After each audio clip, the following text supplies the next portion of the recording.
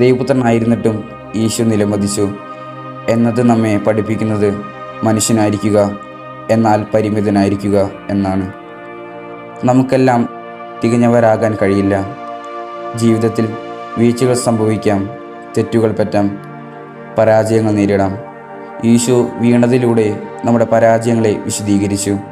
അതായത് നമ്മൾ വീഴുമ്പോൾ ദൈവം നമ്മെ കുറ്റപ്പെടുത്തുകയില്ല, മറിച്ച് താനും അവസ്ഥയിലൂടെ കടന്നു പോയവനാണെന്ന് ഓർമ്മിപ്പിക്കുകയാണ് ചെയ്യുന്നത്.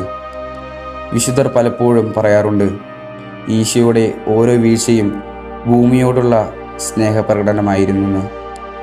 അഹങ്കാരം നമ്മെ മുകളിലേക്ക് നോക്കാൻ പ്രേരിപ്പിക്കുമ്പോൾ വീഴ്ചകൾ നമ്മെ നിലത്തിറക്കി നിർത്തുന്നു.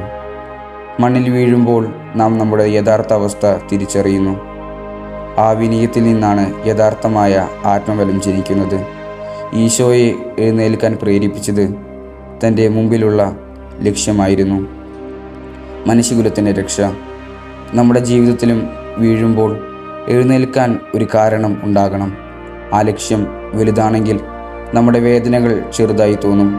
തീർച്ചയായും നമ്മുടെ ആത്യന്തികമായ ലക്ഷ്യം നിത്യജീവനാണെന്ന് നമുക്കറിയാമല്ലോ. വീഴ്ചകളേക്കാൾ വലുതാണ് ദൈവകൃപ എന്ന ബോധ്യമാണ് നമ്മെ മുന്നോട്ട് നയിക്കേണ്ടത്. ദൈവത്തിലുള്ള വിശ്വാസത്തോടെ വീണ്ടും എഴുന്നേൽക്കാൻ ഈശോ നമ്മെ സഹായിക്കട്ടെ. ആമേൻ.